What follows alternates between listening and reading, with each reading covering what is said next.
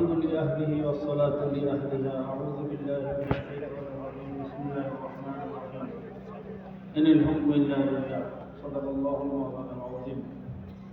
সবাই একবার বলি সাল্লাল্লাহু আলাইহি ওয়াসাল্লাম। ইসলামী আন্দোলন বাংলাদেশ কাদিরহাট থানা শাখা কর্তৃক আয়োজিত আজকের গণসমাবেশের মহতারাম সভাপতি, মঞ্চপ্রবিষ্ট জাতির রাহবার, শ্রেষ্ঠ সন্তান ওয়াজিবুল ইহতারাম হযরত উলামায়ে কেরাম,